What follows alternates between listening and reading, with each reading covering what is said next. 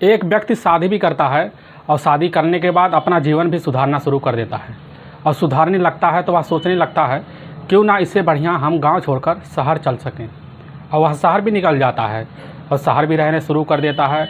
उसके पास बच्चे और परिवार भी बढ़ जाते हैं। जब परिवार बढ़ते हैं तो वह सोचता है क्यों ना कोई अपना बिजनेस किया जाए और इसके लिए वह अपना बिजनेस करने के लिए उसका व्यवस्था भी कर लेता है। उसका हंसी परिवार भी एकदम पूरा सही से बीतने शुरू हो जाता है। उसी बीच 9 साल का उसका वक्त जो होता है काफ़ी अच्छे से बीत जाता है। एक दिन बेरहमी तरीके से उसकी हत्या कर दी जाती है और जब पुलिस मेंटली छानबीन करती है, जब लोगों के सामने सच्चाई निकल के आता है, इससे सुनने के बाद लोगों को अपने कानों पर विश्वास नहीं होता है और लोग इससे सुनने के बाद भी हैरान भी हो जाते हैं। आज के घटना में क्या था, इस घटना की आप पूरी सच्चाई जानने के लिए इस वीडियो को आप लास्ट तक ज़रूर देखिएगा। नमस्कार दोस्तों, मैं प्रदीप कुमार आपको इस टेढ़ी बात चैनल पे मैं स्वागत करता हूं। दोस्तों आज की यह जो सच्ची घटना है, यह घटना है उत्तर प्रदेश और उत्तर प्रदेश की राजधानी पड़ती है लखनऊ और ठीक उसी के पास एक थाना पड़ता है, वह पड़ता है मोहनलालगंज थाना और ठीक उसी के पास एक गांव पड़ता है करौना गांव।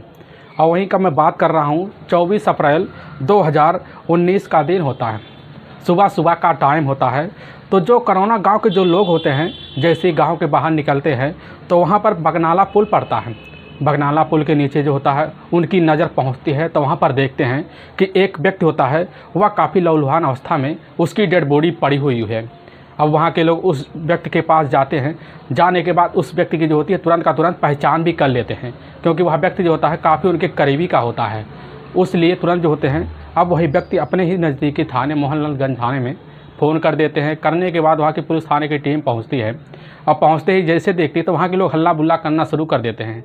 काफ़ी भीड़ लग चुकी होती है और उन्हीं में से व्यक्तियों में से पूछा जाता है तो आप बताने लगते हैं, साहब यह तो डरौना गाँव का रहने वाला ऑटो चालक है और इसका नाम है आसाराम रावत और इसकी पत्नी का नाम होता है, जिसका नाम होता है राम दुलारी। और आसाराम रावत की उम्र होती है लगभग 35 साल के बीच और उसकी पत्नी की उम्र होती है लगभग 28 साल के बीच। असल में इनका जो मूल निवास होता है यह होता है उत्तर प्रदेश के ही गोसाईगंज के पास एक इलाका पड़ता है और कमलपुर वहीं के रहने वाले होते हैं। लेकिन कुछ साल पहले जो होते हैं लखनऊ में आकर वह जो होता है डलौना गांव में रहना शुरू कर देते हैं और जब रहने लगते हैं तो वक्त बीतने लगता है। वक्त बीतने के बाद जो होता है वह सोचता है क्यों ना अपनी ज़िंदगी चलाने के लिए आसाराम रावत जो होता है वह एक टेम्पू की व्यवस्था कर लेता है और टेम्पू लेकर भी गुजारना शुरू कर देता है।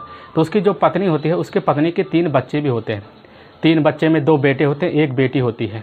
अब निरुपमा अपने पति के साथ काफ़ी अच्छे से ज़िंदगी भी जीना शुरू करती है।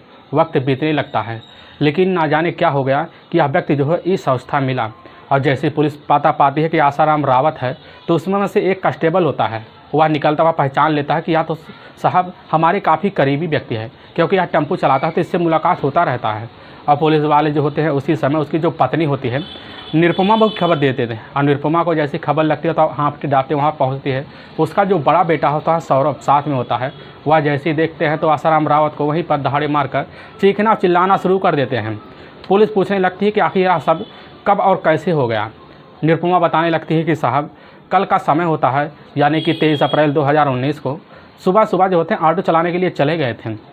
लेकिन जैसे लेट होने लगा, शाम ज़्यादा हो गया तो हमारा जो बड़ा बेटा होता है सौरभ, वह अपने पिता के पास फ़ोन करता है। तो वह बोलने लगते हैं कि अभी हम कहीं पर रुक गए हैं, सवारी हमारी लंबी है, हो सकता हम लेट आएँ। लेकिन तब भी वक्त बीत गया, 2 घंटा वक्त बीत गया, 10 बजे बीत गया। लेकिन हमें हैरानी होने लगी। हमने अपने पति के पास दोबारा कॉल मिलाया तो उनका मोबाइल नंबर जो होता है वह स्विच ऑफ बताने लगता है। हम काफ़ी ज़्यादा परेशान हो गए। अपने बेटे से बोले एक बार जाओ तुम रास्ते में देखो कहीं उनकी टेम्पू ख़राब तो नहीं हो गई। और सौरभ जो होता है उसी समय वह जाता है, पैदल ही जाता है, कुछ दूरी पर जाता है, लेकिन कहीं नहीं पाता। पूरी रात गुजर जाता, नहीं पाता और इसी वजह से हम हैरान हो जाते हैं वहाँ कहाँ चले गए। सुबह हम आपके नज़दीकी थाने में गए थे, कंप्लेन भी दर्ज करवा दी, लेकिन हमारे पति का कोई अता पता नहीं चला। लेकिन जैसे हमें यहाँ खबर लगा तो हम तुरंत भाग के किसी के द्वारा यहाँ पर पहुँचे हैं और पुलिस जैसे ही सुनती वह कहने लग जाती है कि आखिर तुम्हारे पति के साथ ऐसा कौन कर सकता है। और निरुपमा कहने लग जाती है साहब हमारे पति के साथ आज से लगभग 2 दिन पहले ही हमारे ही उसी मोहल्ले का रहने वाला होता है मोहित और उसका एक भाई होता है अंजुलू साहू। दोनों के साथ हमारे पति का ही काफ़ी ज़्यादा दुश्मनी हो गया था, क्योंकि मोहित जो होता है, मोहित हमारे पति के साथ काफ़ी 2 दिन पहले झगड़े तकरार कर चुका था। अब इसी वजह से हो सकता है वह कुछ ना कुछ किया हो। अब पुलिस जैसे ही पाती है कि इन दोनों का नाम सुनती है तो उसी समय इन दोनों के ऊपर गंभीर धारा मुकदमा दर्ज करके धारा 302 और 200 के तहत जो होता है इस केस को दर्ज कर लेती है और इस केस को छानबीन करना भी शुरू कर देती है। लेकिन आसाराम रावत की उस समय बॉडी जो होता है उठा के अपने नज़दीकी सरकारी अस्पताल में पोस्टमार्टम के लिए भिजवा देती है। और पुलिस इधर जो होती है अब वह जो होता है सबसे पहले उस मोहित और वह जो होता है अंजलि साहू की तलाशी करना शुरू कर देती है। तलाशी करने के लिए सबसे पहले पुलिस जो होती है क्यों ना कोई ऐसा कड़ा सबूत जुटाया जाए जिसकी वजह से अपने अंदर आराम से आ चुके। इसी वजह से पुलिस इनका जो होता है मोबाइल नंबर जो होता है इनके ही घर जाती है और लेती है। लेने के बाद उसका कॉल डिटेल निकालती है और जब कॉल डिटेल निकालती है तो तीनों का जो लोकेशन होता है यानी कि यह जो होता है अंजलि साहू और यह जो होता है मोहित साहू और उसका जो पति होती है वह आसाराम जो होते हैं, तीनों का लोकेशन जो होता है वह तो एक ही जगह दिखा रहा होता है। अब पुलिस का पूरा विश्वास हो गया था कि लास्ट रात जो है तीनों साथ से अब पुलिस के हाथ जैसे हथकंडा लगता है उसी समय इनकी तलाशी करना शुरू कर देती है। और जैसे इनके घर जाती है दोबारा पता लगता है कि यह जो होता है असल में यह जो होता है मोहित साहू और अंजलि साहू दोनों अपना ही घर छोड़कर उसी समय फरार हो जाते हैं।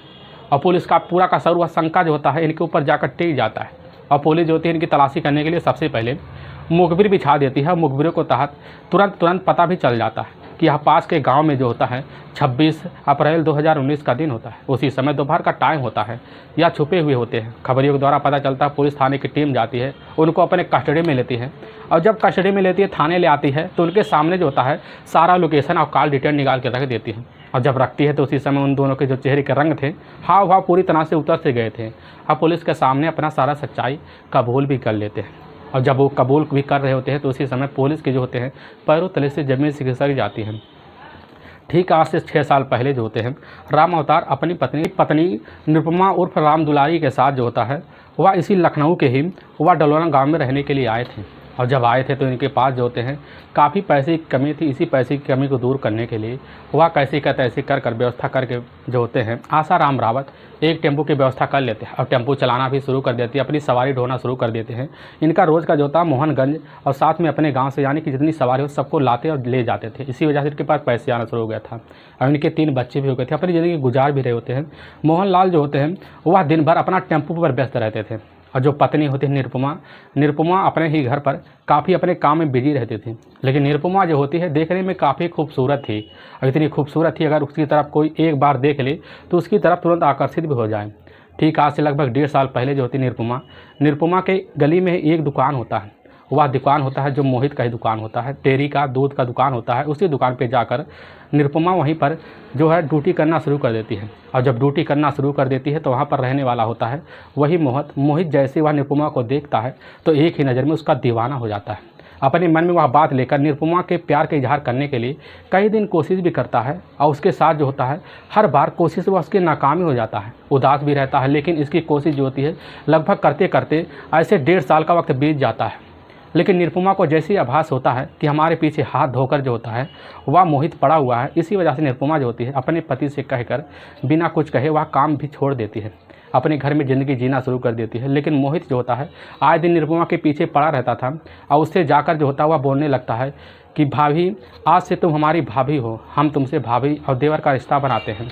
निरुपमा कहती है ठीक है यह तो सब सही है। और वह जो होता है मोहित कह देता है कि भाभी आज के बाद तुम हमारी दुकान पर आना नहीं, क्योंकि अगर तुम्हें दूध लाने की ज़रूरत पड़ेगी तो हमारे पास फ़ोन कर देना, हम तुम्हारे लिए दूध लेकर आएंगे। क्योंकि गांव का जो मोहल्ला वह सही नहीं है, ऐसे लोग ताकते रहते, हमें बहुत ख़राब लगता है कोई हमारी गली की किसी औरत और किसी बेटी को छेड़े। और जैसे इस बात को निरुपमा समझती है कि मोहित तो अब काफ़ी लग रहा सुधर गया है, इसी वजह से मोहित का साथ देना शुरू कर देती है। अब मोहित को फ़ोन करती है तो दूध लेकर जब मन कर तब आ जाता है। लेकिन मोहित मन ही मन निरुपमा को अपने अंदर बसा चुका था, वह दिल में चाहने भी लगा था। और इस तरह हिम्मत जुटाने के बाद वह एक दिन कोशिश भी करता है, जब वह जो होता है आसाराम रावत टेम्पो लेकर सुबह निकल गया होता है तो उसके दोनों जो बच्चे होते हैं, असल में दोनों बच्चे लगभग वह इतने बड़े हो गए थे। एक बच्चा बड़ा जो होता है गौरव 16 साल का और उससे 2 बच्चियाँ तो छोटी थी, सब अपने अपने काम पे चले गए, स्कूल पे चले गए होते हैं। वह अकेला सुनसान जगह होता है और वहाँ पर जो होता है मोहित जाता है जैसे निरुपमा को अकेला देखता है तो उसके सामने अपने दिल की बात रखता है तो निरुपमा उसको तुरंत ही धक्का दे देती है, उसको डांट टपोट के भगा देती है। वह कहने लगती है कि हम इस किस्म की औरत नहीं है जैसा तुम समझते हो। अब मोहित वहाँ से तुरंत ही पीछे चला आता है। जब अपने घर आता है तो वह अपने दिल की बात सोचता है, कब हम निरुपमा से रखें और इस बात को हम कब अपने सामने रखें। अब इसीलिए अपना वक्त गुजारना घुट घुट के शुरू कर देता है। वक्त बीतने लगता है और जैसे एक दिन वक्त बीतता है तो एक दिन वह डर टपाट के फिर आके पहुंच जाता है और निरुपमा तुरंत उसको भगा देती है। काफ़ी जो होती परेशान हो जाती है निरुपमा, तो अपने पति जो होते हैं आसाराम रावत से एक दिन वह बात कह देती है और आसाराम रावत वह कहते ठीक है तुम चुप रहो, हम उससे जाकर उसके पिता से बात कर लेंगे, उसको समझा देंगे हमारे गाँव के बहू बेटियों को साथ ऐसा ना करें। और जैसे टेम्पो चलाने के लिए आसाराम रावत जाता है तो उसके घर जाता है, उसके पिता से सारी बात बता देता है। तो उसके पिता जो होते हैं अपने बेटे जो होता है मोहित को समझा भी देते हैं, लेकिन कुछ दिन तो मामला शांत रहता है। लगभग महीने का वक्त बीत जाता है, लेकिन मोहित निरुपमा के पास दोबारा नहीं आता। निरुपमा से वह सोचता है क्यों ना जाकर अपने दिल की बात उसके ही सामने कहें, और इसी तलाश में आए दिन वह घुटता रहता है। वह निरुपमा के बारे में काफ़ी गंभीर तरह की कल्पनाएँ भी करता है। और तभी वह लगभग घटना से 2 दिन पहले यानी कि 21 अप्रैल 2019 का दिन होता है। रात का गर्मी का टाइम होता है। पूरी गरीब मोहल्ले के जो लोग होते हैं वह सुनसान एकदम सो रहे होते हैं। उनके पास ना कोई आने वाला होता है ना कोई जाने वाला होता है। और रात का लगभग 11:30 बजे के आसपास होता है। मोहित जो होता है दीवार फान के अंदर घुस जाता है। अब जैसे अंदर घुसता है तब जो होती है निरुपमा का जो आँख था वह लगा नहीं था, उसकी आँख आधी लगी थी आधी नहीं। निरुपमा भाप गई थी कि हमारे घर के अंदर कोई कूदा है, और जैसे उठती है तो देखती है कि परछाई, और वह समझ जाती है कोई और नहीं है, यह तो मोहित है। और तुरंत जैसे वह मोहित से बात करती तो मोहित कहता है यह बात किसी से बताना, चुप रहो। लेकिन जो होती निरुपमा चिल्लाना शुरू कर देती है।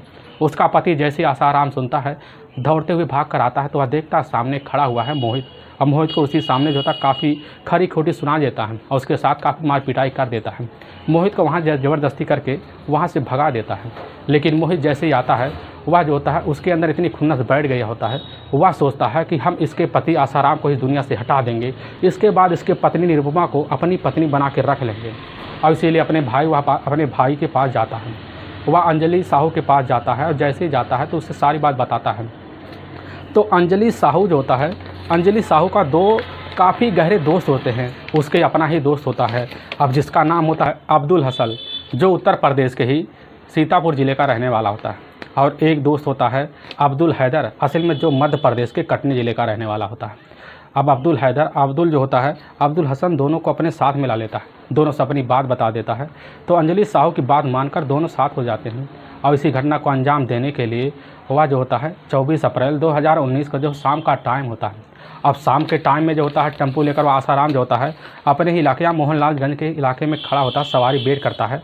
वह अपने गाँव डरोना जाने के लिए सोचता हो सकता कोई सवारी मिल जाए। और जैसे वह वहाँ पर वेट करता है तो कुछ वक्त बीतता है तो वहाँ पर मोहित जो होता है पहुँच जाता है अपने भाई अंजलि के साथ, और उसके जो होता है टेम्पो में वहीं पर ज़बरदस्ती बैठ जाता है। और जैसे ही बैठते हैं तो उससे बोलने लगते हैं कि अपनी जो टेम्पो इसी वक्त हमारा एक दोस्त है अब्दुल हसन, उसके घर ले चलो, काफ़ी अर्जेंट काम है। अब वह आसाराम राव जैसे सुनता हुआ कहने लगता है कि रुक जाओ, हम 2 सवारी का और वेट कर ले, इस गाड़ी में बैठ जाएंगे तो पैसे हमारा बन जाएगा। लेकिन वह मोहित होता हुआ कहने लगता है कि हम दोनों भाई बैठ गए हैं, अब जितना पैसा बन रहा है इतना पैसा हम तुम्हें दे देंगे, चिंता मत करो। लेकिन वह जो होता है सोचता है कि रुक जाओ, हो सकता है अभी सवारी आ जाए। लेकिन मोहित जो होता है अपनी जेब से एक शराब निकालता है। शराब निकालने के बाद आसाराम रावत को जो होता है वह एक गिलास लिए होता है, गिलास में उड़ेल कर पकड़ा देता है ज़बरदस्ती। आसाराम रावत कहता है कि नहीं, हम अपने सवारियों के साथ ऐसा नहीं करते, हम उनके सामने शराब नहीं पीते, अगर पी लेते हैं तो उनको बहुत बुरा लगता है। अब इसी बात को जो होता है जैसे मोहित सुनता हुआ कहता है नहीं कुछ बुरा नहीं होता है, और वह ज़बरदस्ती करके आसाराम रावत को पकड़ा देता है। और पकड़ाने के बाद उसको बोलता है कि एक गिलास और पियो, और आसाराम रावत जो दूसरा गिलास ले लेता है, नशे में हो जाता है। नशे में होने के बाद वो अपने दोस्त अब्दुल हसन के घर उस गाड़ी को अपने भाई यानी कि जो होता है अंजलि को साथ लेकर अब्दुल हसन के घर पहुंचता है। अब्दुल हसन घर पहुंचने के बाद लगभग कोई करीबी होता है तो वह जो होता है मोहित अपने भाई अंजलि को बोल देता है एक बार जाओ तुम अंग्रेज़ी शराब ले आओ। और जब जाता है अंजलि जो होता है अपने नज़दीकी ठेके से शराब की बोतल ले आता है। शराब की बोतल ले आता था, पता चलता है टेम्पो जो होती है इनकी अब्दुल हसन के घर पहुंच चुकी होती है। अब तीनों घर के अंदर दाखिल होते हैं। दाखिल होने के बाद जो होते हैं अच्छे से पैक बनाते हैं। पैक इतना बनाते हैं कि दोनों मिलकर वह जो होते हैं उस समय मोहित और अंजलि और साथ में अब्दुल हसन होते हैं, तीनों मिलकर उसको काफ़ी ज़्यादा शराब पिला लेते हैं। जब आसाराम रावत तुरंत शराब इतना पी लेता है कि काफ़ी नशे में हो जाता है, हिल डुल नहीं पाता है। हिल डुल ना पाने की वजह से इतना परेशान हो जाता है कि उठ नहीं पाता है, और इसी उठ पाने की वजह से इतना फ़ायदा उठा लेते हैं कि तीनों मिलकर उसका उसी समय जो होता है काफ़ी बेरहमी तरीके से गला दबाकर हत्या कर देते हैं। हत्या करने के बाद उसका जो होता है उसी समय हाथ और पैर दोनों थे उसी लाल गमछे से बांध देते हैं। अब बांधने के बाद अब्दुल का जो दोस्त होता है वह अभी आ जाता है, यानी कि चारों उसी समय उसको रातों रात ले जाते हैं, टेम्पो में डालते हैं और टेम्पो में डालने के बाद उसी समय बगनाला पुल के पास ले जाते हैं और ले जाकर उसके बॉडी को वहीं पर डंप कर देते हैं और उसका चेहरा जो होता है काफ़ी बुरी तरह से बिगाड़ से देते हैं। वाकई में दोस्तों पुलिस के सामने यह जो सच्चाई निकल के आती है उससे सुनने के बाद पुलिस की जो टीम होती है उसी समय मोहित और जो होता है अंजलि साहू के जो दोस्त होते हैं, दोनों दोस्त को भी पुलिस अपनी कस्टडी में लेती है। अब कस्टडी में लेने के बाद इन दोनों को ले जाकर वहाँ के ही नज़दीकी कोर्ट में पेश करती है। अब इन चारों पर गंभीर धारा मुकदमा दर्ज होता है। दर्ज होने के बाद पुलिस की जो टीम होती है 29 अप्रैल 2019 को ही ले जाती है, इनको ही जेल में डाल देती है। डालने के बाद इनको इस तरह का सज़ा हो जाता है कि यह ज़िंदगी भर छूट नहीं पाते हैं। दोस्तों, इस घटना का सुनाने का उद्देश्य हमें किसी को परेशान करना नहीं है और ना ही किसी को दिल को ठेस पहुंचाना है। बस आपको यह बताना है कि आप जहां भी रहें आप सावधान और सतर्क जरूर रहें।